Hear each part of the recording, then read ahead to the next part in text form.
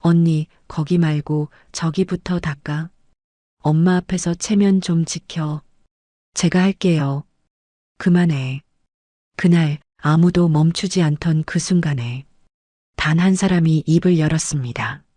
며느리를 하녀처럼 부리던 가족들 앞에서 시어머니는 마지막 선택을 하게 됩니다. 이 이야기가 궁금하시다면 지금 좋아요와 구독으로 함께 해주세요. 이제 모든 것이 달라지기 시작합니다. 새벽 5시, 아직 어둠이 걷히지 않은 부엌에서 김서연의 하루가 시작됩니다. 찬물로 손을 헹구고 쌀을 씻는 동안 거실 너머 안방에서는 시아버지의 낮은 기침 소리가 간간히 들려왔죠. 김서연은 쌀뜨물을 버리며 잠시 귀를 기울이다가 곧바로 약통을 꺼내 아침 약을 분류하기 시작했습니다. 혈압약 2알, 당뇨약 1알, 관절 영양제까지 빠짐없이 챙기는 손놀림에는 오랜 시간 반복해온 사람만이 가진 익숙함이 배어 있었어요. 밥솥 버튼을 누르고 나서야 김서연은 안방문을 조심스럽게 열었습니다. 시아버지는 이불을 반쯤 걷어찬 채 얕은 잠에 빠져 있었고 김서연은 소리나지 않게 이불을 여미며 이마에 손을 대보았죠. 열은 없었지만 밤새 기침이 잦았던 탓에 베개 옆에 놓인 물컵은 이미 비어 있었습니다. 김서연은 컵을 들고 나와 따뜻한 물을 다시 채운 뒤 머리맡에 놓아두었어요. 그 사이 부엌에서는 된장찌개가 끓기 시작했고 김서연은 다시 부엌으로 돌아가 반찬 그릇들을 꺼내기 시작했습니다. 6시가 넘어서야 2층에서 발소리가 들렸어요. 박준호가 출근 준비를 하며 계단을 내려오는 소리였죠. 김서연은 식탁 위에 수저를 놓으며 고개를 돌렸지만 박준호는 식탁이 아닌 현관 쪽 신발장 앞에 서서 구두를 꺼내고 있었습니다. 김서연이 아침 먹고 가라는 말을 꺼내기도 전에 박준호는 양복 주머니에서 차 키를 꺼내며 입을 열었어요. 아버지 약 챙긴 거지? 오늘 오후에 병원 가셔야 하니까 차편 미리 알아봐. 그 말만 남기고 박준호는 현관문을 나섰습니다. 인사도 눈맞춤도 없는 아침이었지만 김서연은 멈추지 않고 식탁 위 그릇을 정리하며 병원 예약 시간을 머릿속으로 확인했어요. 이미 어제 저녁에 접수를 마쳐둔 상태였고 택시를 부를 시간까지 계산해 놓은 뒤였죠. 하지만 박준호는 그런 준비가 되어 있을 거라는 생각조차 하지 않는 듯 했습니다. 시아버지의 아침 식사를 차려 안방으로 들어가 상을 펴고 약을 물과 함께 건네는 동안 김서연의 등 뒤에서 현관 초인종이 울렸어요. 문을 열자 박지혜가 큰 종이봉투 2개를 들고 서 있었습니다. 안으로 들어서며 신발을 벗는 박지혜는 봉투를 거실 바닥에 내려놓으며 한숨을 쉬었죠. 언니, 이거 세탁소에서 찾아온 건데 내 차에 실을 데가 없어서 여기 두고 갈게. 그리고 이번 달 관리비가 좀 밀렸거든. 형편이 나아지면 갚을 테니까 일단 좀 도와줘. 김서연은 봉투를 받아들며 아무 말도 하지 못했습니다. 박지혜는 이미 부엌으로 들어가 냉장고를 열고 있었고 남은 반찬통을 꺼내며 집에 먹을 게 없다는 이야기를 자연스럽게 이어갔어요. 김서연이 따로 싸줄 반찬이 있는지 살피려는 순간 박지혜는 이미 2개의 밀폐 용기를 가방에 넣고 있었습니다. 그러면서도 김서연에게 고맙다는 말은 하지 않았죠. 대신 아버지 상태가 어떠냐는 질문을 던졌고 김서연이 밤새 기침이 잦았다고 답하자 박지혜는 고개만 한번 끄덕이고는 곧장 현관으로 향했습니다. 내가 바빠서 자주 못 오니까 언니가 잘 좀 봐줘. 어차피 언니가 집에 있잖아.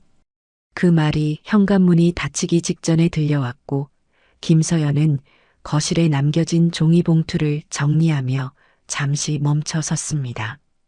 손에 들린 세탁물의 무게가 유독 묵직하게 느껴졌지만 김서연은 곧 고개를 숙이고 세탁물을 옷장 앞으로 옮기기 시작했어요. 오전 내내 김서연은 시아버지의 체온을 재고 빨래를 돌리고 거실과 안방을 오가며 쉬지 않았습니다. 점심이 지나서야 잠시 부엌 의자에 앉았는데 등이 쑤시고 손목에 힘이 빠지는 것을 느끼면서도 오후 병원 동행 준비를 먼저 떠올렸죠. 택시를 부르고 시아버지의 외출복을 꺼내 다림질하고 진료카드와 보험 서류를 챙기는 일까지 모두 김서연의 몫이었습니다. 그 시간 이정숙은 2층 작은 방에서 창밖을 내다보고 있었어요. 아침부터 부엌과 안방을 오가는 김서연의 발소리가 끊이지 않았다는 것을 이정숙은 알고 있었습니다. 박준호가 아무 말 없이 나간 것도, 박지혜가 들러서 반찬을 가져간 것도 이정숙의 귀에는 고스란히 들려왔죠. 하지만 이정숙은 방문을 열지 않았습니다. 차 한 잔을 손에 쥔 채 찻잔 위로 피어오르는 김을 바라보며 오래도록 움직이지 않았어요. 이정숙이 아래층으로 내려온 것은 김서연이 시아버지를 부축해 현관까지 모시고 나가는 순간이었습니다. 김서연은 시아버지의 외투 단추를 채우며 택시기사에게 전화를 걸고 있었고 한 손에는 서류 봉투를, 다른 손에는 시아버지의 팔을 잡고 있었죠. 이정숙은 계단 중간에 서서 그 모습을 내려다보았지만 김서연은 이정숙의 시선을 느끼지 못한 채 현관문을 나섰습니다.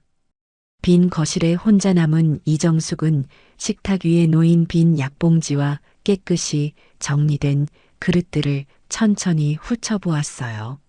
아침부터 지금까지 이 집의 모든 것이 김서연의 손을 거쳐 제자리를 찾았다는 것을 증명하듯 부엌은 한 점 흐트러짐 없이 정돈되어 있었습니다.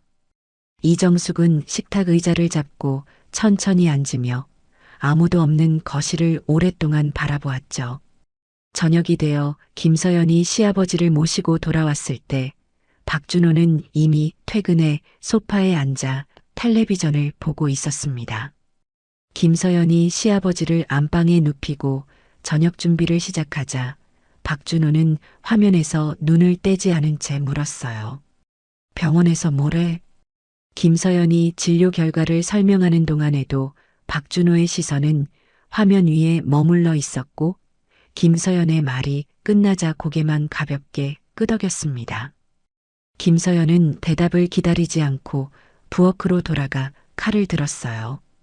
도마 위에서 물을 써는 소리만이 조용한 부엌을 채웠고 김서연의 하루는 다시 아침과 같은 자리로 돌아와 있었습니다. 2층 방에서 이정숙은 불을 끄지 않은 채 침대 가장자리에 앉아 있었어요. 아래층에서 올라오는 칼질 소리와 그릇 부딪히는 소리가 희미하게 들려왔지만 이정숙은 아무런 말도 하지 않았습니다. 다만 어둠 속에서 두 손을 무릎 위에 가지런히 올려놓은 채 오늘 하루도 김서연의 이름을 한 번도 불러주지 않은 이 집의 저녁을 조용히 견디고 있었죠. 저녁 식탁이 차려지고도 이정숙은 한참이 지나서야 아래층으로 내려왔습니다. 김서연은 이미 시아버지의 저녁 식사를 안방으로 들여보낸 뒤였고 박준호는 국그릇을 앞에 두고 숟가락을 들며 텔레비전 소리를 줄이지 않았죠. 이정숙이 식탁에 앉자 김서연은 따뜻한 국을 한 그릇 더 떠왔지만 이정숙은 숟가락만 들었다 놓기를 반복하며 국물 위에 시선을 떨어뜨리고 있었어요. 박준호는 어머니의 그런 모습을 눈치채지 못한 채 반찬을 집으며 김서연에게 말했습니다. 내일 아버지 물리치료 있는 날이지? 오전에 다녀와서 오후에 지혜 가게 쪽도 좀 들러봐. 재고 정리 도와달라고 했거든. 김서연은 젓가락을 멈추며 고개를 들었어요. 시아버지 물리치료를 마치고 돌아오면 점심 준비와 약 챙기는 일이 바로 이어지는데 그 사이에 박지혜의 가게까지 다녀오라는 말이었죠. 김서연이 시간이 빠듯할 것 같다고 조심스럽게 말하자 박준호는 국물을 한 모금 마시며 대수롭지 않게 답했습니다. 거기가 멀어? 택시 타면 금방이잖아. 지혜가 요즘 혼자서 힘들어하니까 가족이 도와줘야지. 그 말에 김서연은 더 이상 아무것도 말하지 못했어요. 가족이라는 단어가 박준호의 입에서 나올 때마다 그 안에 김서연 자신이 포함되어 있는지 아닌지를 가늠하기 어려웠기 때문이었죠.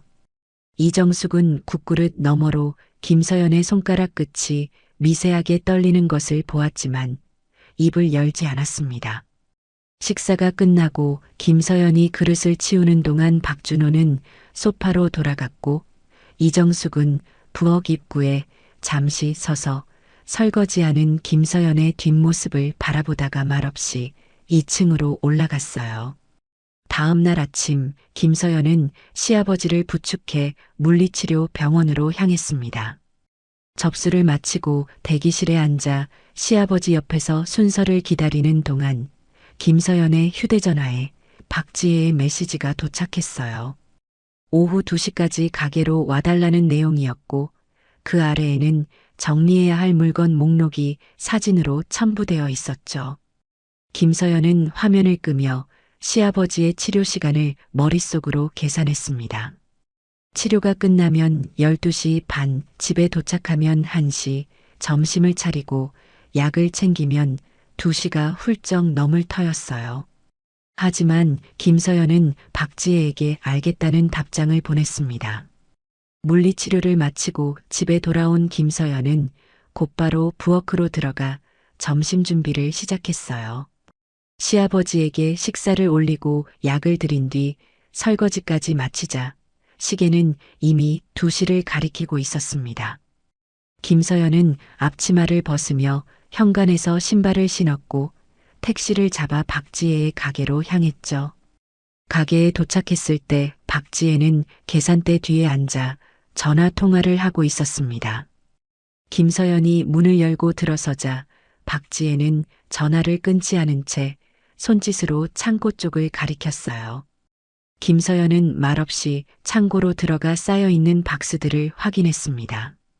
이전 사업에서 남은 재고품이 뒤섞여 있었고 분류도 되지 않은 채 먼지가 쌓여 있었죠. 김서연은 박스를 하나씩 열어 종류별로 나누기 시작했고 1시간이 넘도록 박지혜는 창고에 들어오지 않았습니다. 김서연이 땀을 닦으며 절반쯤 정리했을 때 박지혜가 커피 한 잔을 들고 창고 문 앞에 나타났어요. 정리된 박스들을 훑어보며 고개를 끄덕이더니 나머지는 다음에 와서 마저 해달라는 말을 꺼냈죠. 사실 이것만 있는 게 아니라 거래처 반품 처리도 해야 하거든. 내가 서류 작업에 약하잖아. 언니가 좀 도와주면 안 될까? 김서연은 등에 밴 땀이 식으며 오한이 느껴졌지만 거절의 말을 찾지 못했습니다. 박지혜는 김서연의 대답을 기다리지 않고 이미 거래처 서류 파일을 가져다 놓았고 김서연은 먼지 묻은 손을 옷에 닦으며 서류를 펼쳤어요. 반품 목록을 대조하고 수량을 확인하는 일은 단순했지만 피로가 쌓인 몸으로 숫자를 맞추는 작업은 쉽지 않았죠. 그러면서도 김서연은 한 건 한 건 빠짐없이 확인하며 메모를 적어 나갔습니다. 서류 정리를 마치고 가게를 나설 때 박지혜는 김서연을 현관까지 배웅하며 말했어요. 고마워, 언니. 그리고 이번 달 월세가 좀 밀렸는데 오빠한테 말하기 그러니까 언니가 좀 빌려줄 수 있어? 다음 달에 매출 들어오면 바로 갚을게. 김서연의 발걸음이 멈췄습니다. 어제 관리비에 이어 오늘은 월세였고 지난달에는 사업 자금이라는 명목이었죠. 갚겠다는 말은 매번 따라왔지만 돌아온 적은 한 번도 없었어요. 김서연은 지갑 속 카드를 떠올리며 잠시 망설였고 결국 얼마가 필요하냐고 물었습니다. 박지혜는 금액을 말하며 미안한 표정을 지었지만 그 표정이 채 사라지기도 전에 다음 달 재고 정리 일정을 김서연에게 확인하고 있었죠. 집으로 돌아온 김서연은 현관에서 신발을 벗다가 잠시 벽에 등을 기댔습니다. 종아리가 부어오른 것이 느껴졌고 손목에는 박스를 나르며 생긴 붉은 자국이 남아 있었어요. 하지만 안방에서 시아버지의 기침 소리가 들려오자 김서연은 곧장 안방으로 향했습니다. 저녁 약 시간이 다가오고 있었고 그 뒤에는 저녁 식사 준비가 기다리고 있었죠. 저녁 식탁에서 박준호가 물었습니다. 지혜 가게 정리 잘 됐어? 김서연이 네, 절반 정도 했다고 답하자 박준호는 고개를 끄덕이며 말을 이었어요. 지혜가 요즘 많이 힘든 모양이야. 사업이 안 풀리니까 마음고생이 심하다더라. 가족인데 서로 도와가면서 살아야지, 안 그래? 김서연은 박준호의 눈을 바라보았습니다. 그 눈에는 김서연이 오늘 하루 얼마나 많은 곳을 오갔는지, 얼마나 오래 서 있었는지에 대한 관심이 없었어요. 박준호에게 김서연의 하루란 가족을 위해 당연히 채워져야 하는 빈칸 같은 것이었고, 그 빈칸이 어떤 무게를 지니는지에 대해서는 한 번도 생각해 본 적이 없는 듯 했죠. 김서연은 네 라고만 답하고 숟가락을 들었습니다. 이정숙은 식탁 끝에 앉아 국물만 떠먹으며 그 대화를 듣고 있었어요. 박준호가 당연하게 내뱉는 가족이라는 말 속에서 김서연이 어떤 자리에 놓여 있는지 이정숙은 오래전부터 알고 있었습니다. 그러면서도 이정숙은 그 구조를 바꾸려 하지 않았고 침묵으로 그 자리를 지켜왔죠. 오늘도 이정숙은 김서연의 부은 손목을 보면서도 괜찮으냐는 말 한마디를 입 밖에 꺼내지 못했습니다. 설거지를 마치고 부엌 불을 끄려던 김서연의 휴대전화가 다시 울렸어요. 박지혜였습니다. 내일 오전에 거래처 미팅이 잡혔는데 서류를 정리해서 보내달라는 부탁이었죠. 김서연은 젖은 손을 앞치마에 닦으며 화면을 바라보다가 알겠다고 짧게 답했습니다. 전화를 끊고 부엌 의자에 앉은 김서연은 식탁 위에 두 손을 올려놓고 한동안 움직이지 않았어요. 집안은 조용했고 누구도 김서연이 아직 부엌에 앉아 있다는 사실을 알지 못했습니다.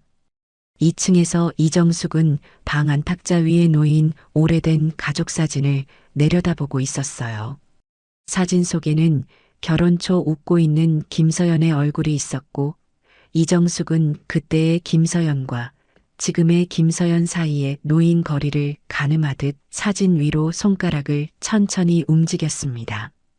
이 집의 모든 일상이 김서연의 두 손 위에 올려져 있다는 것을, 그리고 그 구조를 누구도 이상하게 여기지 않는다는 것을 이정숙은 오늘 다시 한번 확인하고 있었죠.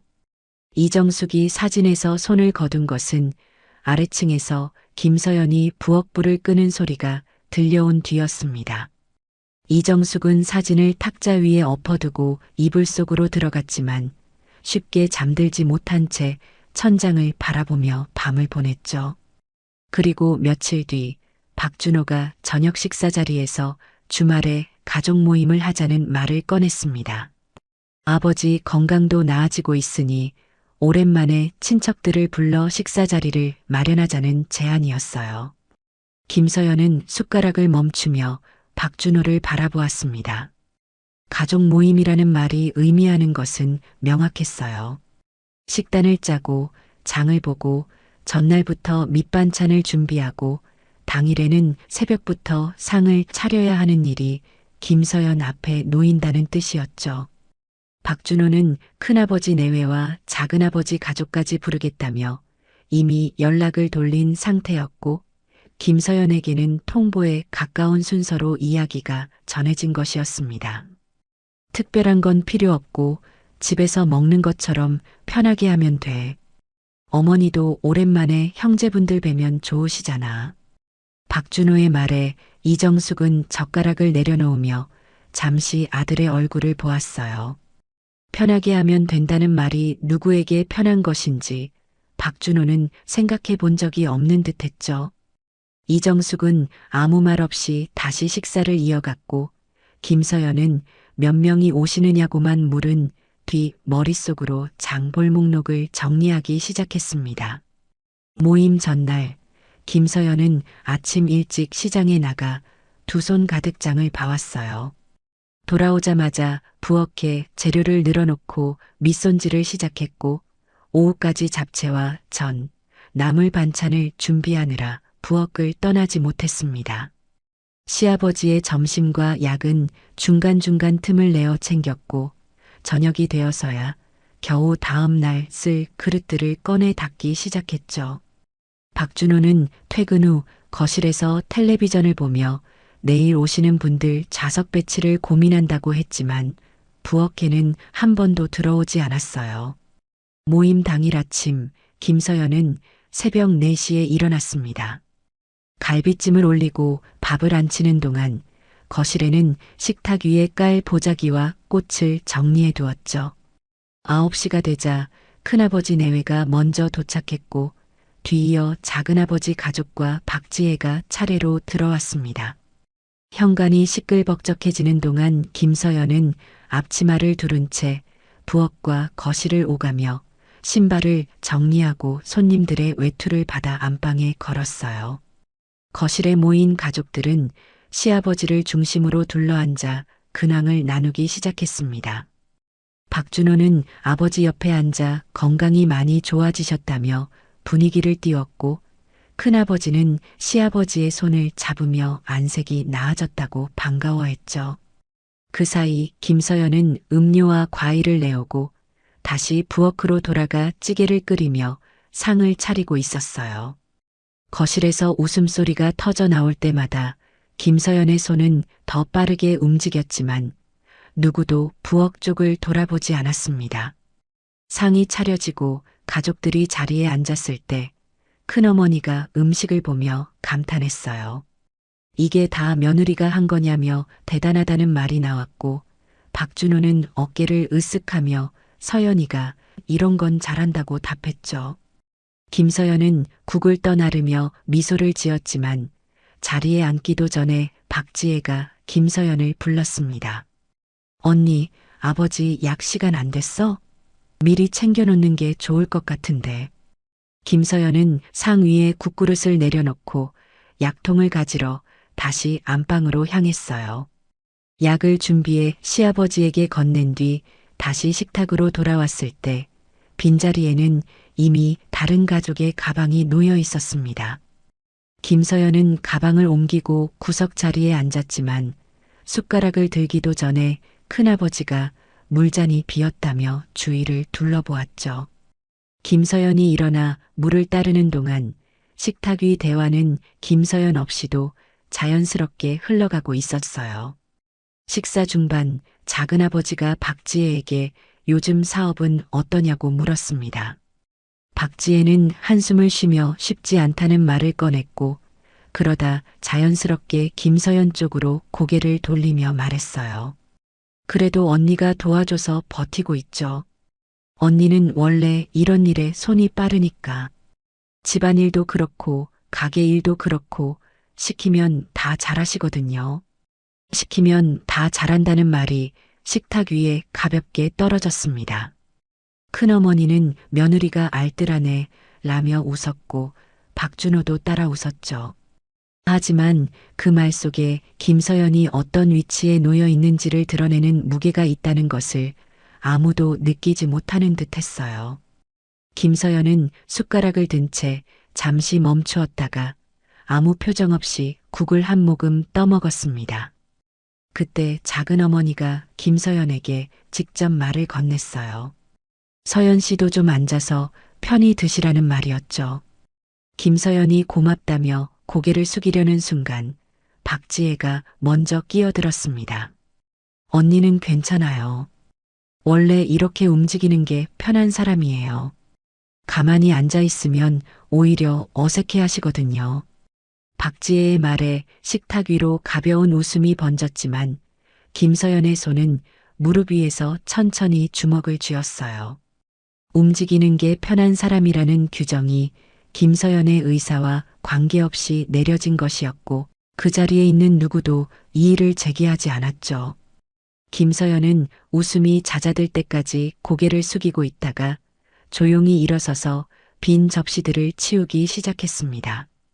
식사가 끝나고 과일을 내오는 동안에도 김서연은 부엌과 거실을 쉬지 않고 오갔어요. 설거지를 시작하자 등 뒤로 거실에서 가족들의 담소 소리가 들려왔고 그 소리가 멀게 느껴질수록 김서연의 손놀림은 느려졌습니다.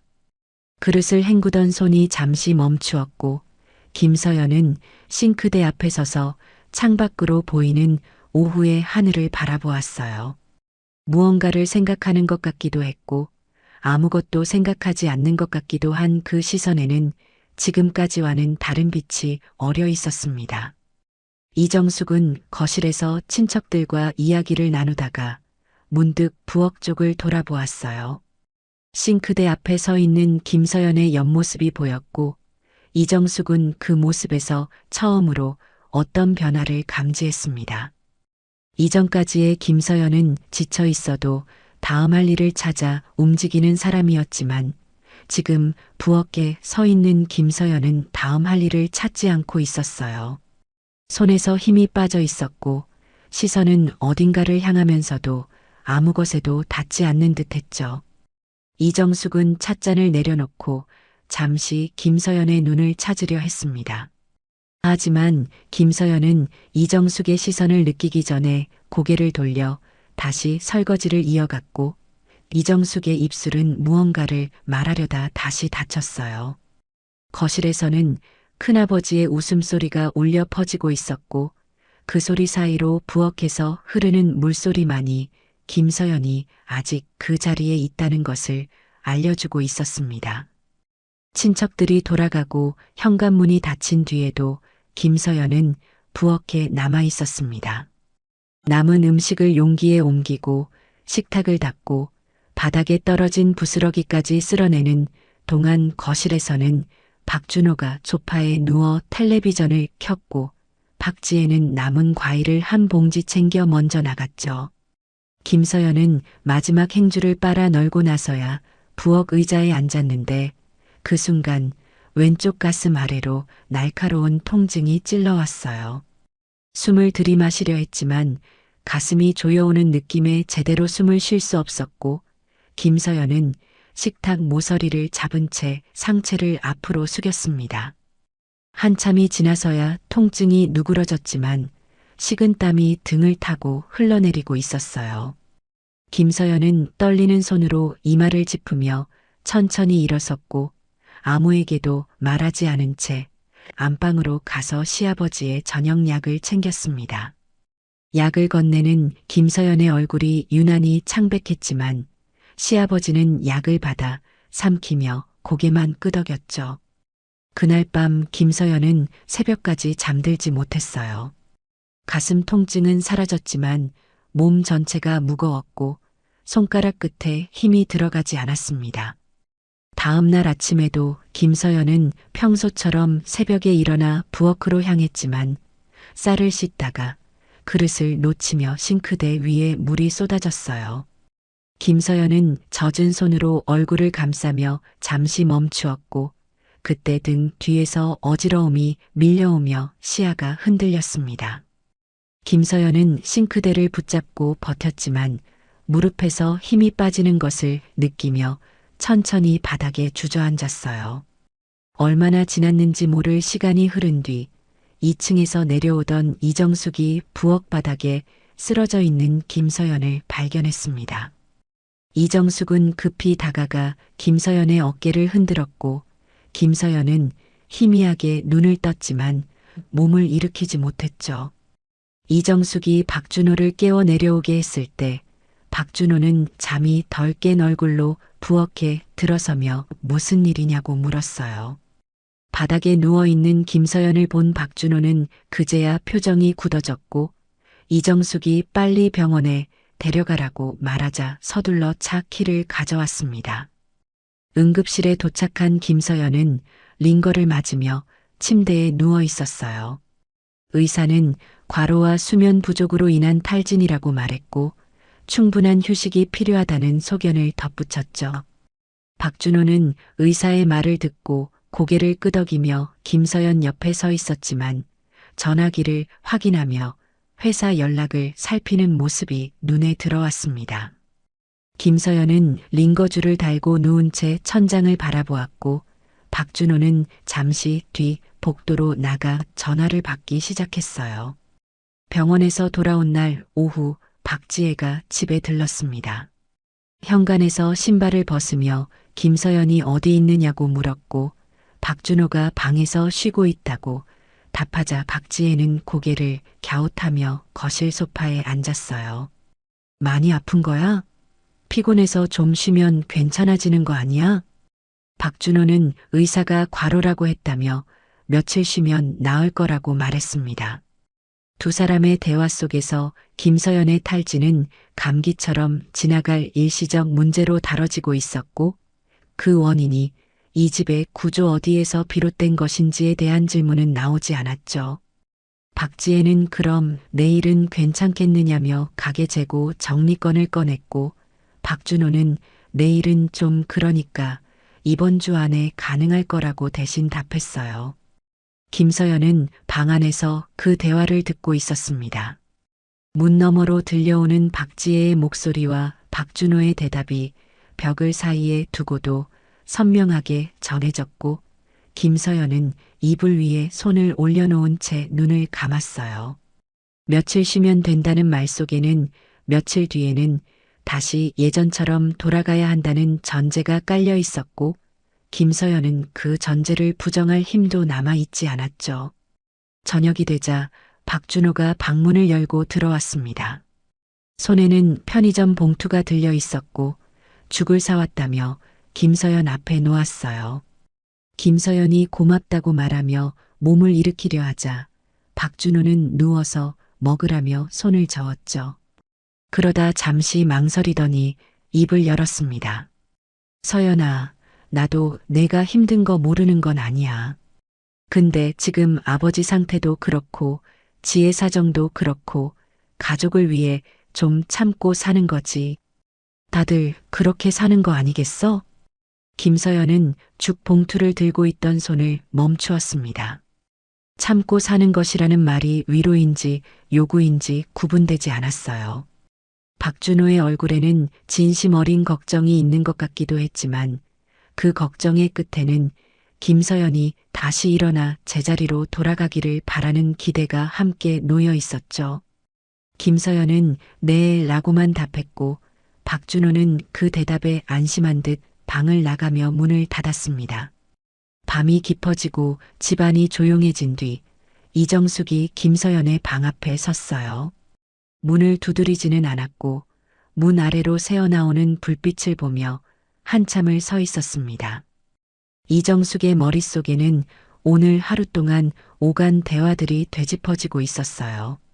박준호가 참고 사는 거라고 말했을 때, 박지혜가 내일은 괜찮겠느냐고 물었을 때, 의사가 과로라고 진단했을 때, 누구도 왜 김서연이 과로에 이르렀는지를 묻지 않았다는 사실이 이정숙의 가슴을 짓눌렀죠. 이정숙은 문 앞에 선 채로 한 가지 사실을 분명하게 인식하고 있었습니다. 이 집에서 김서연은 사람이 아니라 역할이었어요. 아침을 차리는 역할, 약을 챙기는 역할, 병원에 동행하는 역할, 가게를 돕는 역할, 손님을 맞는 역할. 가족들은 김서연이라는 사람이 지치고 쓰러진 것이 아니라 그 역할들이 잠시 멈춘 것을 불편해하고 있었죠. 며칠 쉬면 된다는 말은 김서연의 회복을 바라는 것이 아니라 역할의 복귀를 기다리는 것이었고 이정숙은 그 차이를 오늘에서야 언어로 떠올릴 수 있게 된 것이었습니다. 이정숙은 문손잡이에 손을 가져갔다가 다시 내렸어요. 무슨 말을 해야 하는지 알지 못했고 지금 문을 열어 김서연에게 건넬 수 있는 말이 이정숙에게는 아직 준비되지 않았죠. 이정숙은 천천히 발을 돌려 자신의 방으로 향했고 김서연의 방 아래로 새어나오는 불빛은 이정숙이 계단을 올라가는 동안에도 꺼지지 않은 채 복도를 밝히고 있었습니다. 김서연의 방 불빛이 꺼진 것은 새벽이 가까워서였고 이정숙 역시 그 시각까지 잠들지 못한 채 어둠 속에 누워 있었습니다. 다음 날 아침 김서연은 몸을 일으키려 했지만 팔에 힘이 들어가지 않아 이불 위에 다시 쓰러졌어요. 링거를 맞고 돌아온 지 하루밖에 지나지 않았는데도 몸은 쉬기 전보다 더 무거워진 것 같았죠. 김서연이 방에서 나오지 못하는 사이 2층에서 내려온 이정숙이 부엌에 들어섰습니다. 쌀통 앞에 선 이정숙은 잠시 멈칫했어요. 밥을 짓는 일이 언제부터인가 김서연의 몫이 되어 있었기에 이정숙은 쌀을 몇 컵 넣어야 하는지조차 바로 떠올리지 못했죠. 그래도 손을 움직여 쌀을 씻고 밥솥에 올린 뒤 냉장고를 열어 남은 반찬을 꺼냈습니다. 시아버지의 약을 챙기려 약통을 열었지만 어떤 약을 몇 알 들여야 하는지 확신이 서지 않아 결국 김서연의 방문을 두드려야 했어요. 서연아, 아버지 아침 약이 어떻게 되지? 김서연은 이불 속에서 약 종류와 개수를 말해주었고 이정숙은 그것을 하나하나 확인하며 약을 분류했습니다. 평소 김서연이 눈 감고도 하던 일이었지만 이정숙의 손에서는 시간이 2배로 걸렸죠. 안방에 약을 가져다 드리고 부엌으로 돌아오자 밥솥에서 김이 올라오고 있었지만 찌개는 손도 대지 못한 상태였어요. 이정숙은 냉장고 앞에서 된장을 꺼내며 한숨을 삼켰고 어설프게나마 국을 끓이기 시작했습니다. 박준호가 출근 준비를 하며 내려왔을 때 식탁 위에는 평소와 다른 풍경이 놓여 있었어요. 반찬 가짓수가 적었고 국 색깔도 평소보다 연했죠. 박준호는 식탁을 훑어보며 이정숙에게 물었습니다. 어머니가 차리신 거예요? 서연이 아직 못 일어나요? 이정숙이 좀 더 쉬어야 할 것 같다고 답하자 박준호는 고개를 끄덕이면서도 곧바로 다른 질문을 이어갔어요. 아버지 물리치료가 내일인데 서연이가 못 가면 누가 모시고 가지?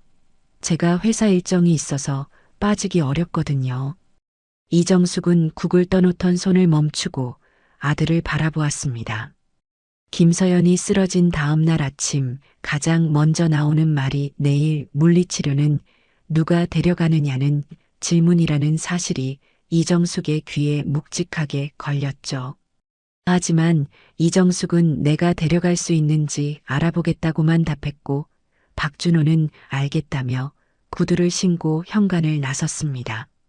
오전 중에 박지혜에게서 전화가 왔어요. 이정숙이 받자 박지혜는 언니 상태가 어떠냐고 물었고 이정숙이 아직 누워있다고 답하자 박지혜의 목소리에 걱정보다 당혹감이 먼저 실렸습니다. 그러면 오늘 가게 정리는 어떻게요? 거래처에서 오후에 물건 가지러 오기로 했는데 서류를 언니한테 부탁해놨거든요. 어머니가 언니한테 전해줄 수 있어요? 서류 파일이 어디 있는지만 물어봐 주세요. 이정숙은 전화기를 든 채 잠시 아무 말도 하지 못했어요. 김서연이 병원에서 돌아온 지 하루 만에 가족들의 관심이 향하는 곳은 김서연의 몸이 아니라 김서연이 비워둔 자리였죠. 물리치료 동행, 가게 서류, 아버지 약 챙기기, 식사 준비까지 김서연이 멈추자마자 이 집의 모든 것이 흔들리고 있었고 가족들은 그 흔들림을 어떻게 메울지만을 고민하고 있었습니다. 이정숙은 알겠다고 답하고 전화를 끊었어요. 그리고 김서연의 방으로 가서 서류 위치를 물어보아야 했는데 방문 앞에 서자 발이 떨어지지 않았습니다. 어젯밤 이 문 앞에 서서 돌아갔던 기억이 떠올랐고 또다시 김서연에게 무언가를 부탁하러 가는 자신의 모습이 낯설게 느껴졌죠. 그럼에도 이정숙은 문을 두드렸고 김서연은 힘없는 목소리로 서류가 거실 서랍장 2번째 칸에 있다고 알려주었습니다. 서랍을 열자 깔끔하게 정리된 파일이 보였어요. 거래처별로 분류된 서류 위에는 김서연의 손글씨로 메모가 적혀 있었고 반품 수량과 확인 날짜까지 빠짐없이 기록되어 있었죠. 이정숙은 그 파일을 꺼내들며 김서연이 쓰러지기 직전까지 이 일을 하고 있었다는 것을 알아차렸습니다. 병원에서 돌아온 날 저녁에도 아마 방에서 불을 켜고 이 서류를 정리했을 거라는 생각이 스치자 이정숙의 손이 떨렸어요. 오후에 박지혜가 서류를 가지러 잠깐 집에 들렀습니다. 파일을 받아든 박지혜는 내용을 확인하며 고개를 끄덕였고 역시 언니가 해놓은 건 깔끔하다며 가방에 넣었어요. 그러다 거실을 둘러보며 입을 열었죠. 그런데 어머니, 언니가 이렇게 누워있으면 진짜 곤란해요. 아버지 돌봐야 하고 집안일도 있고 가게도 있는데 당장 내일부터 어떡하죠? 도움이라도 알아봐야 하는 거 아니에요? 도움이라는 단어가 거실 공기 속에 떠올랐고 이정숙은 그 말을 들으며 소파 위에 놓인 손을 천천히 쥐었습니다. 박지혜의 말 속에는 김서연이 빨리 나아야 한다는 바람이 아니라 김서연이 없으면 이 집이 돌아가지 않는다는 당혹감이 담겨 있었어요. 도우미를 알아보겠다는 말은 김서연의 부담을 덜어주려는 배려가 아니라 김서연의 부재로 인해 자신에게 불편이 오는 것을 막으려는 반응이었죠. 이정숙은 박지혜를 바라보며 잠시 입을 열려 했지만 어디서부터 무슨 말을 해야 할지 찾지 못한 채 다시 입을 다물었습니다. 박지혜는 어머니의 침묵을 동의로 받아들였는지 그럼 주변에 물어볼게요. 라며 현관으로 향했어요. 문이 닫히고 난 뒤 이정숙은 거실에 혼자 앉아 한동안 움직이지 않았습니다. 해가 기울어 저녁이 가까워지자 이정숙은 다시 부엌에 섰어요. 아침보다는 조금 나은 솜씨로 저녁을 준비했지만 시아버지에게 상을 들여보내고 박준호의 밥상을 차리는 것만으로도 이정숙의 허리와 무릎은 쑤셔왔죠. 김서연이 매일 이 일을 새벽부터 밤까지 해왔다는 것이 손과 발을 통해 비로소 실감되었고 이정숙은 설거지를 하며 싱크대 앞에서 한참을 멈추어 서 있었습니다. 그날 밤 이정숙은 자신의 방에 앉아 두 손을 무릎 위에 올려놓은 채 오랜 시간 가만히 있었어요. 이정숙의 머릿속에서는 하나의 질문이 선명해지고 있었습니다. 지금까지 자신이 지켜온 침묵이 과연 무엇을 지키고 있었는가 하는 물음이었죠. 가족의 평화를 위해 입을 다물었다고 생각했지만 돌아보면 그 침묵 위에서 편안했던 것은 박준호와 박지혜였고 그 침묵 아래서 무너지고 있던 것은 김서연이었어요. 이정숙은 침묵이 김서연을 보호한 적이 단 한 번도 없었다는 것을 인정해야 했습니다. 오히려 이정숙의 침묵은 이 구조가 정상이라는 무언의 승인이었고 가족들이 김서연에게 기대는 것을 당연하게 만드는 토대였죠. 이정숙은 창밖 어둠을 바라보며 두 손을 꼭 쥐었고 그 손에 들어간 힘은 오늘 하루를 견디기 위한 것이 아니라 내일 이후를 향한 것처럼 보였습니다. 하지만 이정숙이 무엇을 할 수 있는지 무엇을 해야 하는지에 대한 답은 아직 이 방 안에 도착하지 않은 채 어둠 속에 남아 있었어요. 이정숙이 잠들지 못한 채 맞이한 아침은 평소보다 고요했습니다. 부엌에서 나는 소리도 안방을 오가는 발소리도 없었기 때문이었죠. 이정숙이 아래층으로 내려가 부엌에 서서 다시 아침을 준비하려는데 복도 끝에서 김서연이 천천히 걸어 나오는 모습이 보였어요. 며칠 만에 방에서 나온 김서연의 얼굴은 여전히 창백했지만 걸음은 느리게나마 스스로의 힘으로 움직이고 있었습니다. 이정숙이 괜찮으냐고 묻자 김서연은 고개를 끄덕이며 부엌 쪽으로 향했어요. 습관처럼 앞치마를 집으려는 손을 이정숙이 가만히 잡았고 좀 더 쉬라는 말을 건넸죠. 김서연은 잠시 이정숙의 손을 내려다보다가 앞치마를 내려놓았지만 부엌을 떠나지 않고 식탁 의자에 앉았습니다. 이정숙이 서투르게 준비한 아침 식탁을 바라보는 김서연의 눈에는 고마움도 미안함도 아닌 묘한 피로가 깔려 있었어요. 박준호가 출근 준비를 하며 내려왔을 때 김서연이 식탁에 앉아 있는 것을 보고 반가운 표정을 지었습니다. 많이 나아진 거냐며 물었고 김서연이 좀 낫다고 답하자 박준호는 안심한 듯 고개를 끄덕이며 식탁에 앉았어요. 밥을 먹으면서 박준호는 아버지 물리치료를 이번 주 안에 다시 잡아야 한다는 말을 꺼냈고 박지혜에게서 온 메시지를 보여주며 가게 쪽 반품 서류도 마무리가 필요하다고 덧붙였죠. 김서연은 박준호의 말을 듣는 동안 숟가락을 들지 않았어요. 국그릇 위로 피어오르는 김을 바라보며 한참을 가만히 있다가 박준호가 물리치료 예약을 오늘 중으로 해달라는 말을 마쳤을 때 김서연이 조용히 입을 열었습니다. 저 그 일 못할 것 같아요. 짧은 문장이었지만 식탁 위의 공기가 달라졌어요. 박준호는 숟가락을 멈추고 김서연을 보았고 이정숙도 부엌 쪽에서 고개를 돌렸습니다. 김서연은 시선을 국그릇 위에 둔 채 말을 이었어요. 물리치료 동행도 지혜 씨 가게 일도 지금은 못하겠어요. 솔직히 말하면 지금만이 아니라 앞으로도 이전처럼은 어려울 것 같아요. 박준호의 표정이 굳었습니다. 잠시 김서연의 얼굴을 살피더니 아직 몸이 안 좋아서 그런 거 아니냐며 되물었죠. 좀 더 쉬면 괜찮아질 거라는 말투였지만 김서연은 고개를 저었어요. 쉬어서 되는 문제가 아닌 것 같아요.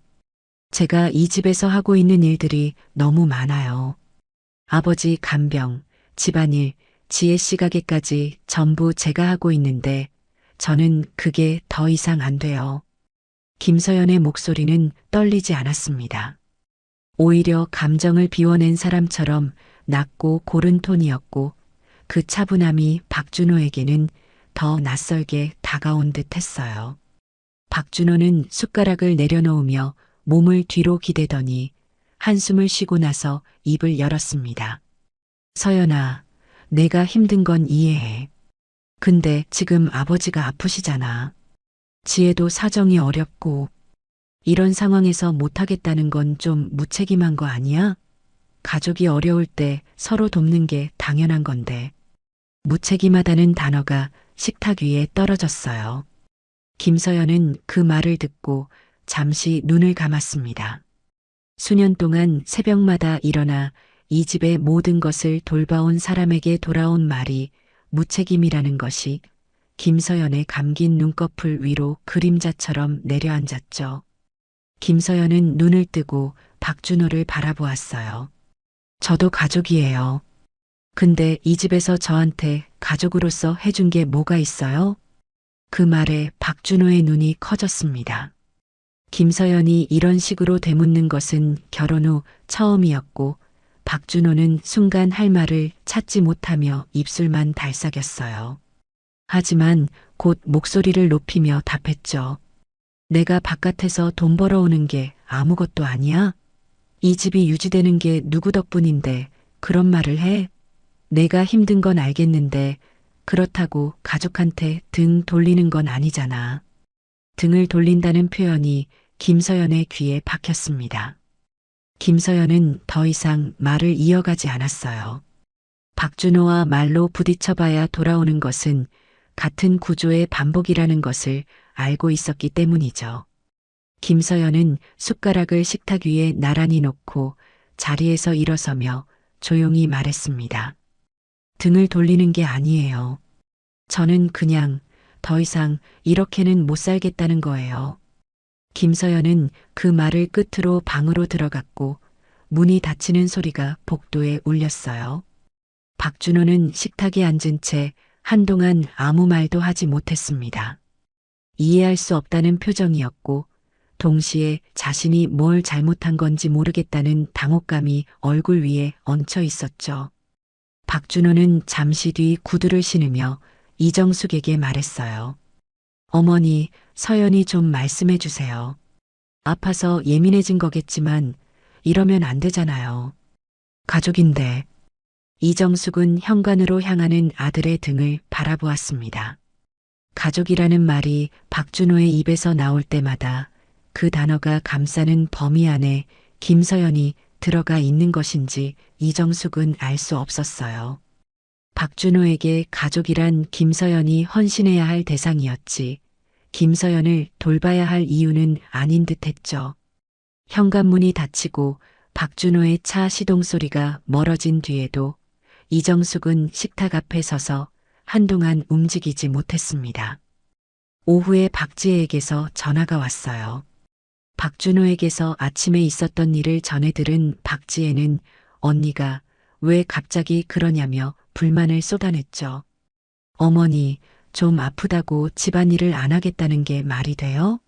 우리가 뭘 그렇게 무리하게 시킨 것도 아닌데. 원래 며느리가 하던 일이잖아요.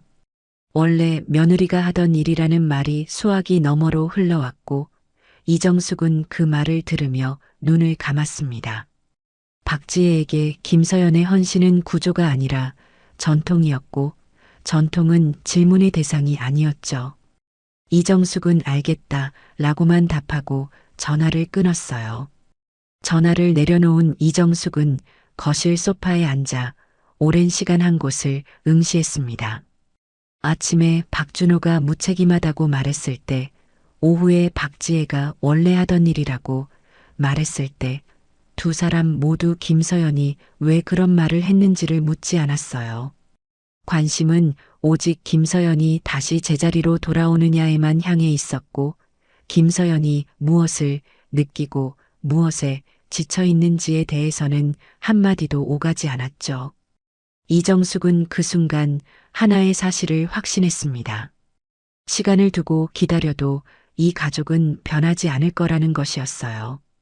박준호도 박지혜도 김서연이 내민 손을 잡지 않을 것이고 오히려 그 손을 걷어들인 김서연을 탓하며 같은 자리로 되돌리려 할 것이었죠. 이정숙은 두 손을 무릎 위에서 꼭 쥐었고 그 손 안에는 더 이상 망설임이 아닌 다른 무엇인가가 자리 잡기 시작하고 있었습니다. 이정숙의 손에서 힘이 빠진 것은 해가 완전히 저물고 난 뒤였습니다. 거실에 혼자 앉아있던 이정숙은 천천히 일어나 전화기를 들었어요. 먼저 박준호에게 전화를 걸어 이번 주말 저녁에 가족이 모두 모여야 한다고 말했고 이어서 박지혜에게도 같은 말을 전했습니다. 박준호는 무슨 일이냐며 물었지만 이정숙은 올 수 있느냐고만 되물었고 박지혜는 주말이면 가게 정리가 있다고 했지만 이정숙이 반드시 와야 한다고 말하자 알겠다며 전화를 끊었어요. 주말까지 며칠간 이정숙은 평소와 다르지 않게 지냈습니다. 아침을 준비하고 시아버지 약을 챙기는 일을 서투르게나마 이어갔고 김서연은 방에서 나와 간간히 부엌일을 도우려 했지만 이정숙이 그때마다 괜찮다며 손을 저었죠. 김서연은 이정숙의 태도에서 평소와 다른 단단함 같은 것을 느꼈지만 무엇이 달라진 것인지 물어보지는 않았어요. 토요일 저녁 박준호가 퇴근 후 집에 들어오고 얼마 지나지 않아 박지혜가 도착했습니다.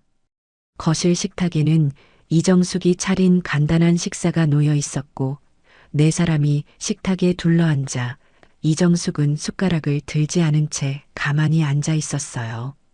박준호가 밥을 먹으며 무슨 이야기를 하려는 거냐고 물었고 박지혜도 궁금한 듯 이정숙을 바라보았죠. 이정숙은 식탁 위에 놓인 자신의 두 손을 내려다보며 천천히 입을 열었습니다. 오늘 너희들한테 할 말이 있어서 부른 거야. 박준호와 박지혜는 동시에 이정숙을 보았어요. 김서연은 국그릇 앞에 시선을 둔 채 움직이지 않았고 이정숙의 목소리만이 조용한 거실을 채우기 시작했습니다. 내가 그동안 이 집에서 많은 것을 보고도 아무 말을 안 했어.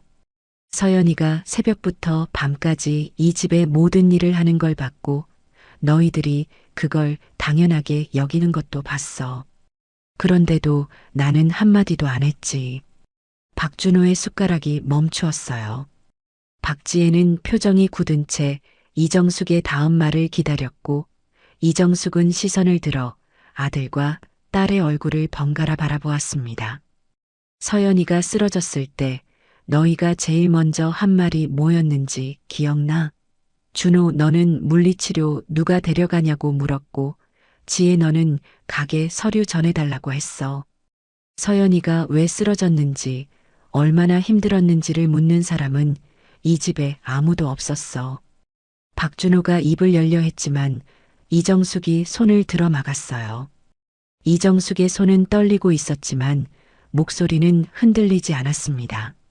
서연이가 며칠 전에 더 이상 못하겠다고 했을 때 준호 너는 무책임하다고 했지. 지혜 너는 원래 며느리가 하던 일이라고 했고 그 말을 듣고 내가 확실히 알았어. 너희는 서연이를 사람으로 본 적이 없구나. 서연이가 아프면 불편하고 서연이가 쉬면 곤란하고 서연이가 말하면 무책임하다고 하는 거잖아. 그게 가족한테 할 태도야? 식탁 위로 무거운 침묵이 내려앉았어요. 박지혜가 먼저 입을 열었습니다. 어머니, 저희가 언니한테 고마운 거 모르는 게 아니에요. 근데 지금 집안 상황이 이런데 각자 할 일이 있는 거잖아요. 언니도 가족이니까 같이 감당하는 거고요. 이정숙은 박지혜의 말이 끝나기를 기다렸다가 고개를 천천히 저었어요. 같이 감당한 적이 있어? 서연이 혼자 감당한 거지. 밥 차리고 아버지 간호하고 병원 다니고 내가게 일까지 하면서 한 번도 쉰 적이 없는 사람이야. 그 사람한테 너희가 해준 게 뭐가 있어? 나를 포함해서. 이정숙의 마지막 말에 자신을 포함시킨 것이 박준호의 눈에 들어왔어요. 박준호는 잠시 어머니의 얼굴을 살피다가 조심스럽게 물었죠. 어머니, 그래서 어떻게 하자는 건데요? 이정숙은 등을 곧게 세우고 식탁 위에 놓인 두 손을 가지런히 모았습니다. 그리고 한 호흡을 가다듬은 뒤 말했어요. 지금부터 이 집의 생활 구조를 바꿀 거야. 서연이가 해왔던 일들, 아버지 간호, 집안일, 식사 준비, 병원 동행, 지혜 가게, 보조까지 전부 각자가 나눠서 맡아. 서연이한테 더 이상 이 일들을 시키지 않을 거야. 박지혜의 얼굴에 당혹감이 번졌어요. 박준호는 팔짱을 끼며 현실적으로 어렵다는 표정을 지었고 이정숙은 그 반응을 예상했다는 듯 말을 이어갔습니다. 준호, 너는 아버지 병원 동행을 맡아. 회사 일정이 있으면 반차를 쓰든 방법을 찾아. 지혜, 내 가게 일은 내가 해결해. 서연이한테 서류 넘기고 재고 정리시키는 건 이제 끝이야. 집안일은 내가 할 수 있는 만큼 할 거고 부족한 부분은 도우미를 쓰든 너희가 나눠서 하든 알아서 해. 박지혜가 참지 못하고 목소리를 높였어요. 어머니, 갑자기 이게 무슨 말이에요? 저도 사정이 있고 오빠도 회사가 있잖아요.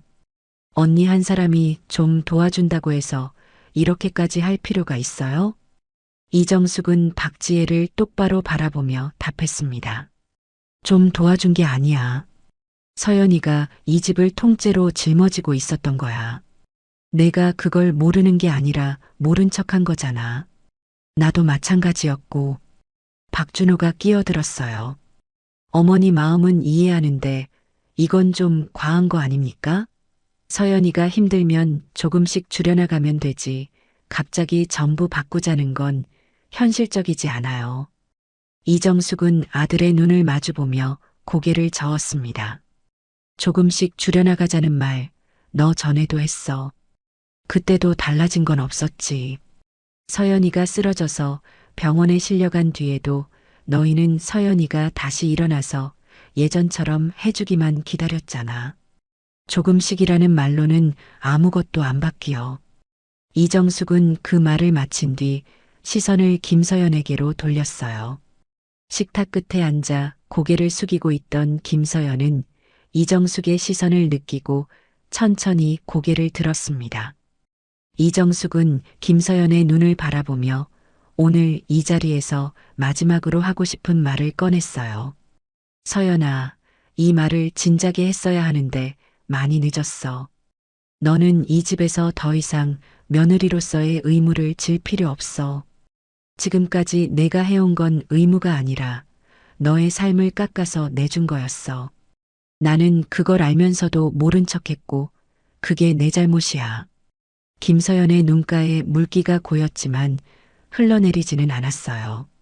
김서연은 이정숙의 얼굴을 바라보며 입술을 꾹 다물었고 아무 말도 하지 못한 채 고개만 천천히 끄덕였습니다. 박준호와 박지혜는 서로를 바라보았어요. 두 사람의 얼굴에는 반발과 혼란이 뒤섞여 있었지만 이정숙의 눈빛 앞에서 어느 쪽도 쉽게 입을 열지 못했죠. 거실에는 시계 소리만 또렷하게 울리고 있었고 이정숙은 식탁 위에 놓인 두 손을 풀지 않은 채 자리를 지키고 있었습니다. 이 식탁에서 시작된 균열이 어디까지 이어질지 아무도 알 수 없었지만 이정숙은 이미 되돌리지 않겠다는 각오를 얼굴 위에 새기고 있었어요. 시계 소리만 울리던 거실의 침묵을 깨뜨린 것은 박준호였습니다. 의자를 밀며 일어서더니 거실 창가로 걸어가 등을 돌린 채 한참을 서 있었고 박지혜는 식탁 위에 시선을 고정한 채 입술을 깨물고 있었어요. 김서연은 자리에서 일어나지 않았지만 이정숙이 건넨 말들이 가슴 안에서 천천히 자리를 잡아가는 것을 느끼고 있었죠. 그날 밤 누구도 식탁 위 음식에 손을 대지 않았고 각자의 방으로 흩어진 뒤 집안은 이전과는 다른 종류의 고요 속에 잠겼습니다. 며칠이 지났지만 박준호와 박지혜에게서 달라진 것은 없었어요. 박준호는 출근 전 현관에서 구두를 신으며 이정숙에게 아버지 물리치료 일정을 물었고 이정숙이 내가 알아보라고 했다는 말에 난처한 표정을 짓다가 그냥 나가버렸죠. 박지혜는 전화로 가게 서류건을 다시 꺼냈다가 이정숙이 받지 않자 집에 찾아와 김서연의 방 앞까지 갔지만 문은 열리지 않았어요. 두 사람 모두 이정숙의 말을 들었으면서도 자신이 직접 무언가를 맡아야 한다는 사실을 받아들이지 못하고 있었고 빈자리가 채워지기만을 기다리며 하루하루를 보내고 있었습니다. 그 사이 김서연은 방 안에서 조용히 짐을 꾸리고 있었어요.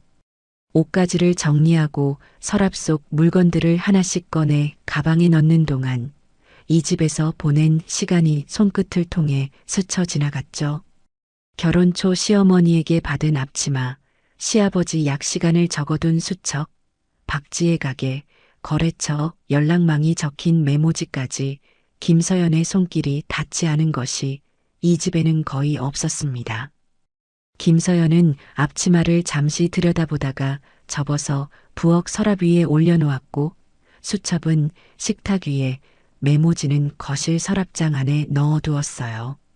김서연이 현관에 가방을 내려놓은 것은 이른 아침이었습니다. 박준호는 아직 출근 전이었고 박지혜는 오지 않았죠. 김서연이 신발을 신는 소리에 이정숙이 2층에서 내려왔어요. 계단 중간에 멈춰선 이정숙은 현관에 서 있는 김서연의 모습을 내려다보았고 김서연도 고개를 들어 이정숙을 바라보았습니다. 두 사람의 시선이 마주친 순간 이정숙은 계단 난간을 잡은 손에 힘을 주었어요. 가는 거지? 이정숙의 목소리는 낮았지만 떨리지 않았습니다. 김서연은 고개를 끄덕이며 답했어요. 네, 어머니. 이제 가려고요. 이정숙은 천천히 계단을 내려와 현관 앞에 섰습니다. 김서연의 얼굴을 가까이서 바라보니 며칠 전보다 안색이 조금 돌아와 있었지만 눈 아래 그림자는 여전했어요. 이정숙은 김서연의 손을 잡았고 그 손이 예전처럼 거칠고 갈라져 있다는 것을 느끼며 입술을 꾹 다물었습니다. 내가 더 일찍 말했어야 했는데 그게 제일 미안해. 김서연의 눈가가 붉어졌지만 눈물은 흘리지 않았어요. 김서연은 이정숙의 손을 가만히 쥐었다가 놓으며 고개를 숙였죠. 어머니가 말씀해 주셔서 저도 갈 수 있는 거예요. 그 말을 끝으로 김서연은 가방을 들고 현관문을 열었습니다. 문이 열리자 아침 공기가 밀려 들어왔고 김서연은 뒤를 돌아보지 않은 채 한 발을 내디뎠어요. 이정숙은 열린 문 앞에 서서 김서연의 등이 골목 끝으로 사라질 때까지 시선을 거두지 않았습니다. 문을 닫는 이정숙의 손은 떨리고 있었지만 김서연을 붙잡지는 않았어요. 박준호가 아래층으로 내려온 것은 현관문이 닫힌 직후였습니다. 식탁 위에 놓인 수첩과 부엌 서랍 위의 앞치마를 보고 박준호는 이정숙에게 물었어요. 서연이 어디 갔어요? 이정숙은 식탁 의자에 앉은 채 아들을 올려다보며 답했습니다. 나갔어. 이 집에서. 박준호의 표정이 일그러졌어요. 설마 하는 얼굴로 김서연의 방을 확인하러 갔고 비어있는 옷장과 정리된 서랍을 보고서야 발걸음을 멈추었죠. 박준호는 빈 방에 서서 한동안 아무 말도 하지 못했습니다. 소식을 전해 들은 박지혜가 오후에 집으로 달려왔을 때 박지혜 역시 같은 자리에 서서 같은 침묵에 빠졌어요. 그날 저녁 아무도 저녁을 차리지 않았습니다. 부엌은 어둡고 조용했고 시아버지의 저녁약은 이정숙이 챙겼지만 식사는 준비되지 않았어요. 박준호가 편의점에서 도시락을 사왔고 박지혜는 거실에 앉아 어디에 전화를 걸어야 할지 모른 채 휴대전화만 들여다보고 있었죠.